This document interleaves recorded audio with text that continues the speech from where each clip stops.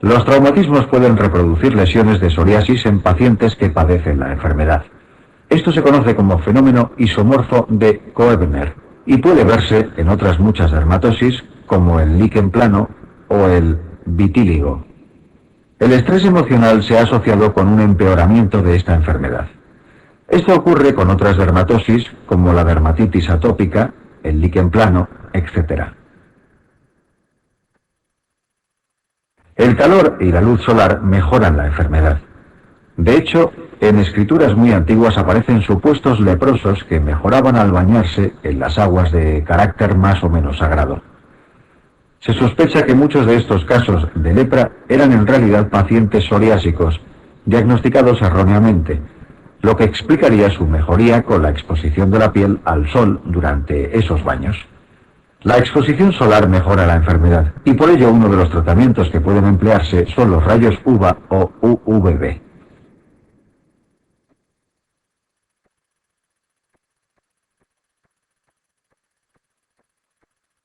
Psoriasis, patogenia. La alteración inicial parece ser un infiltrado inflamatorio compuesto por linfocitos TH activados a nivel dérmico. Las citoquinas liberadas por estas células estimularían a los queratinocitos. Esto produce la proliferación de los mismos con un aumento del componente germinativo y un acortamiento del ciclo celular. Al proliferar en menos tiempo se produce un engrosamiento epidérmico. El tiempo normal de tránsito epidérmico desde el estrato basal hasta la descamación es de 28 días. Pues bien, en el caso de la psoriasis puede ser tan rápido que se produzca en solo 4 días. Clínicamente suele manifestarse como placas eritematoescamosas, con marcado engrosamiento cutáneo, aunque existen múltiples variantes de psoriasis.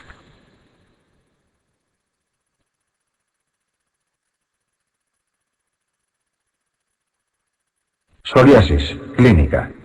La lesión elemental es una placa eritematosa infiltrada y bien delimitada, cubierta de escamas gruesas de color blanco plateado.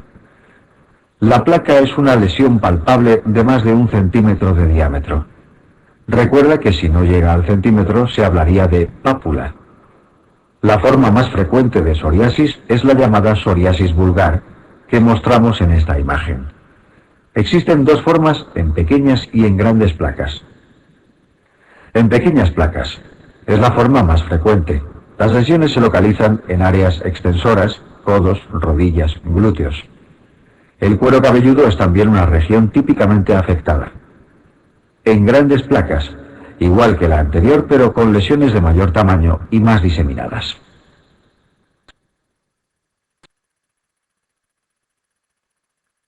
Es destacable que, salvo en unos pocos casos, la psoriasis no produce prurito. En esto es diferente al líquen plano, que sí asocia este síntoma. Otra diferencia respecto al líquen plano es que afecta a mucosas con frecuencia, mientras que la psoriasis no lo hace.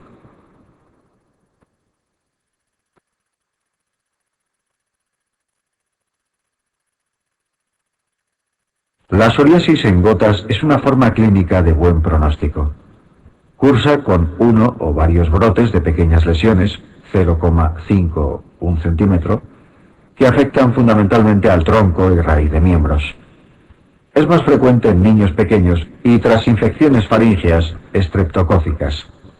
En ocasiones puede confundirse con una pitiriasis rosada, ya que la distribución de esta enfermedad es también en tronco y raíz de miembros, como veremos más adelante. La psoriasis invertida es otra de las variantes de esta enfermedad. Lo más característico es que afecta sobre todo a pliegues, axilas, ingles, submamario, genitales. Las lesiones son placas eritematosas e infiltradas, sin descamación. Por este motivo, al no haber descamación, el raspado metódico de Brock no puede emplearse como herramienta diagnóstica de la misma forma que la psoriasis vulgar. La psoriasis pustulosa puede ser localizada o generalizada. En los casos en que es generalizada puede acompañarse de fiebre, malestar general y leucocitosis. En este caso se habla de la variante de von Thunbusch. Produce pequeñas pústulas estériles diseminadas por tronco y extremidades sobre una base de intenso eritema. Estas pústulas se secan rápidamente, apareciendo un nuevo brote una vez que mejora el anterior.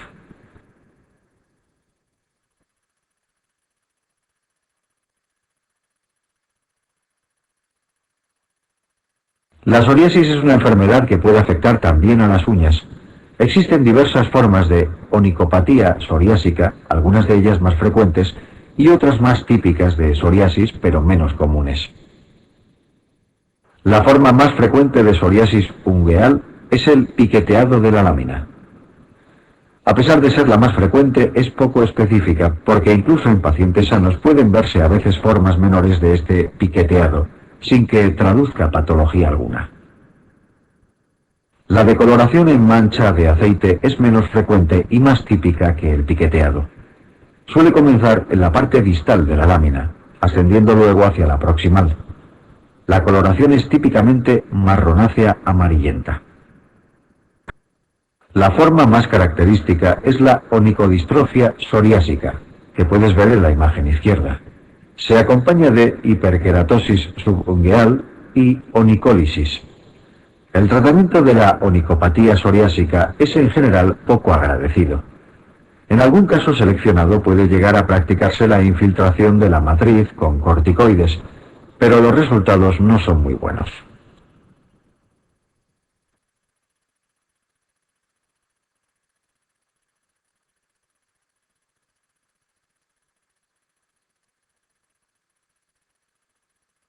Psoriasis, histología. La histología de la psoriasis es importante conocerla, puesto que en alguna ocasión ha sido preguntada en el examen. Los rasgos más importantes son: a nivel de la epidermis existe engrosamiento de la capa córnea, hiperkeratosis. Existen núcleos en la capa córnea, lo que no debería verse en condiciones normales, y esto se denomina parakeratosis. Recuerda que la cinética celular de la psoriasis está tan acelerada que el queratinocito no es capaz de perder el núcleo en su proceso madurativo. De ahí la presencia de núcleos en esta capa. Este incremento de la cinética celular también justifica la menor formación de capa granulosa, hipogranulosis. También en la epidermis es posible encontrar agregados de polimorfonuclear en capas altas. Se llaman microabscesos de Munro-Saburaud. Cuando se forma un acúmulo más importante de estas células, se habla de la pústula espongiforme de Koch.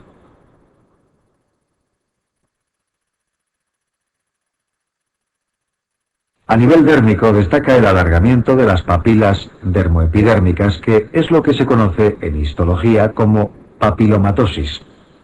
En regiones más profundas de la dermis pueden encontrarse vasos con infiltrados linfocitarios alrededor. La histología de las enfermedades de la piel es un tema difícil de estudiar. Para facilitar su aprendizaje te recomendamos que estudies la de la psoriasis junto con la del líquen plano, comparando lo que ocurre capa por capa. Esto simplifica la memorización, sobre todo si además haces un dibujo de los cambios que ocurren en cada enfermedad.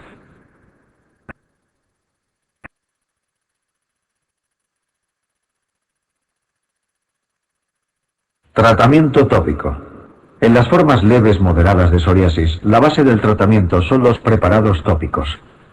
Los emolientes servirán para hidratar el estrato córneo, por ejemplo, mediante preparados que contengan urea. Los queratolíticos también son de utilidad para eliminar el exceso de escamas en las zonas afectadas por la enfermedad. El ditranol y otros reductores se utilizan en la actualidad bastante menos que otros productos porque son irritantes y además tiñen la piel y la ropa, por lo que no son muy deseables desde el punto de vista cosmético. Por el contrario, los corticoides tópicos sí son muy utilizados. Deben ser usados con precaución porque su retirada se asocia a rebrotes de la enfermedad, aparte de que su uso crónico puede producir atrofia cutánea y la aparición de telangiectasias y estrías en la piel.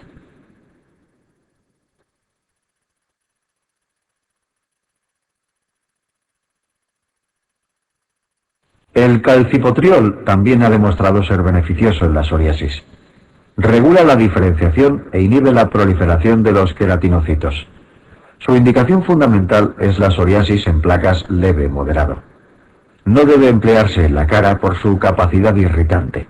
Empleado en grandes cantidades, puede absorberse y provocar una hipercalcemia, aunque esto es excepcional. Otro nuevo análogo con indicaciones y manejos similares es el tacalcitol. Los retinoides tópicos también pueden tener su indicación en esta enfermedad. Por ejemplo, el tazaloteno. Tiene una eficacia similar a los corticoides de potencia media, sin los efectos secundarios de estos. Su efecto adverso más frecuente es la irritación. Por último, cabe destacar que existen en el mercado preparados que combinan varios principios activos, por ejemplo, calcipotriol más corticoide tópico.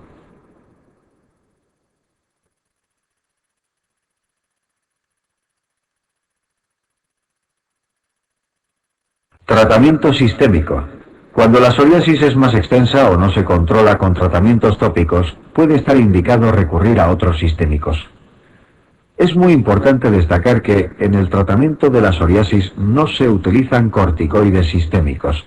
Su uso se seguiría de un rebrote muy importante. Las medidas que sí se emplean serían fototerapia y fotoquimioterapia, UVB-PUVA. Es conocido desde la antigüedad que la psoriasis mejora con la exposición solar. Este es el fundamento del uso de la fototerapia para su tratamiento. No debe emplearse en niños ni en embarazadas, ni tampoco en la insuficiencia hepática o renal, dermatosis fotosensibles o precancerosis cutáneas. Retinoides orales. Actúan regulando el crecimiento y diferenciación de los queratinocitos. Además, tienen efectos sobre el sistema inmune y la inflamación. Dado que son teratógenos, se contraindican en gestantes. Además, se debe evitar el embarazo no solo durante el tratamiento, sino también hasta 2 años después.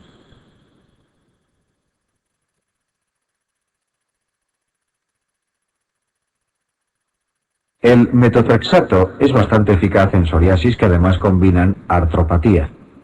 Es un antagonista del ácido fólico. Entre sus efectos secundarios destacan la mielotoxicidad y fundamentalmente la toxicidad hepática. Este fármaco produce una fibrosis en el hígado que depende de la dosis total acumulada.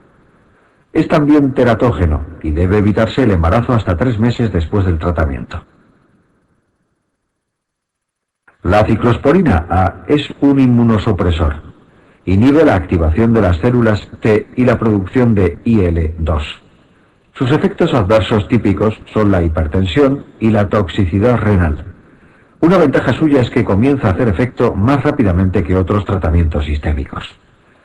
Existen otros inmunosupresores como el microfenonato y el tacrolimus, pero apenas se emplean en esta enfermedad. Recientemente se está comenzando a utilizar nuevos fármacos llamados biológicos, como el infliximab, efalizumab o etanercept, pero aún existe poca experiencia al respecto.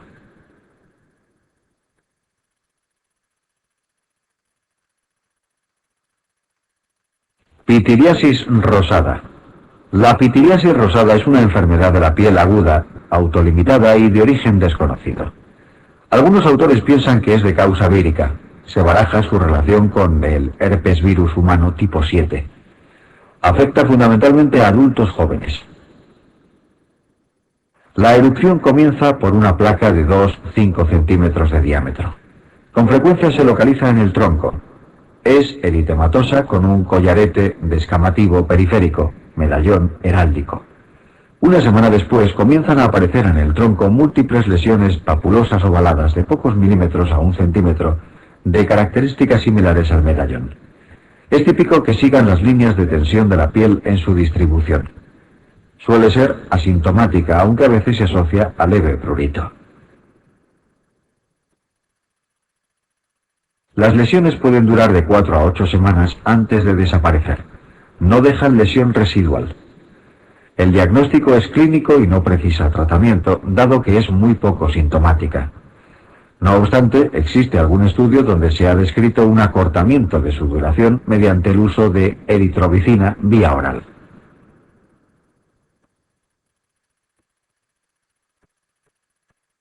Ictiosis. Las ictiosis son un grupo de enfermedades hereditarias que se caracterizan por una alteración de la queratinización. Se manifiestan clínicamente como descamación persistente, crónica y generalizada, habitualmente no inflamatoria. Su nombre viene del griego ictis, pescado, por el aspecto escamoso de la piel de estos pacientes. Es un tema muy poco importante para el examen. No emplees demasiado tiempo en él.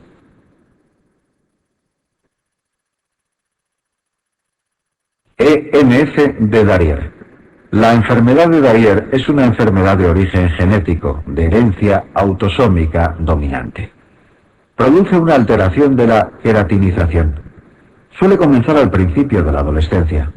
Clínicamente se expresa por la presencia de pápulas del color de la piel, cubiertas de escamas ásperas amarillo-marronáceas. Pueden coalescer y formar grandes placas. Es típico el empeoramiento con la fotoexposición.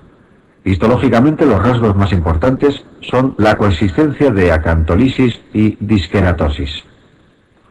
A pesar de todo, no pierdas demasiado tiempo en el estudio de esta enfermedad, puesto que nunca se ha preguntado en el examen y no es rentable detenerte en ella.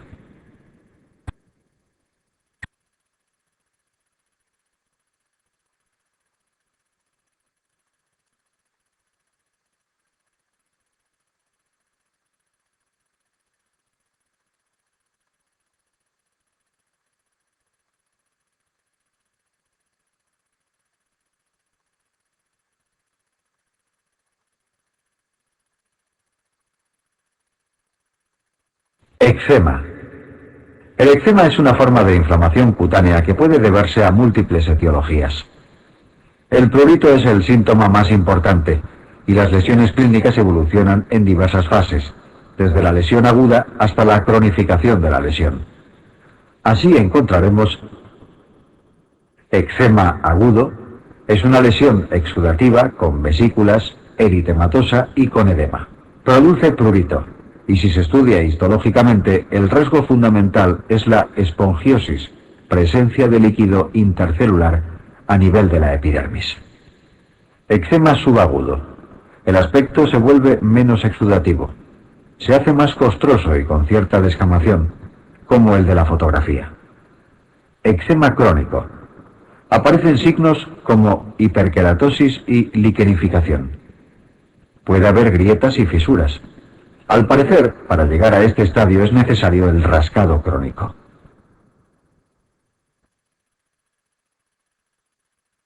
Existen multitud de enfermedades que pueden producir eczemas. Son muy poco preguntadas en el examen, por lo que solamente veremos algunas nociones de dos de ellas: la dermatitis de contacto y la dermatitis atópica.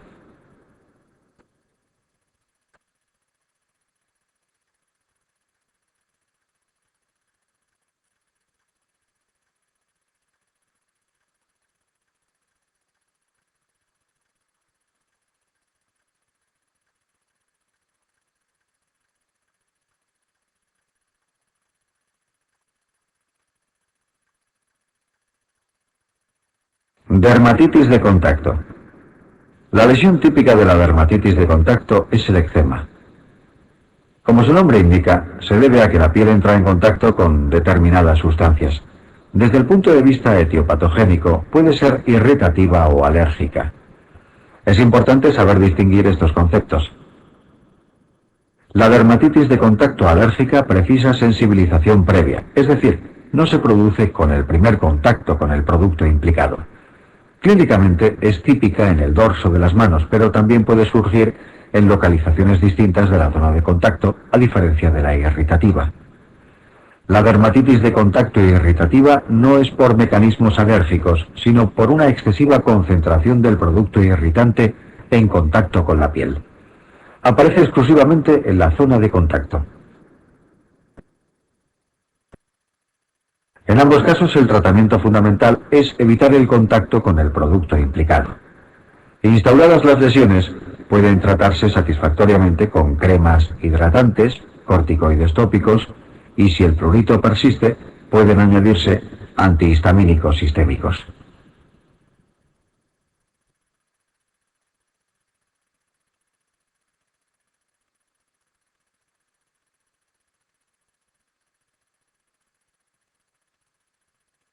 Existen multitud de alérgenos implicados en la dermatitis alérgica de contacto. No obstante, los únicos que se han preguntado en el examen son el níquel y el cromo, en los que centraremos nuestra atención. El níquel es el más frecuente en mujeres en relación con la bisutería. Sin embargo, en varones es mucho más común el cromo, que está presente en el cemento. Existe también otro alérgeno que merece la pena conocer. Se trata de la parafenilendiamina, presente en los tintes del cabello.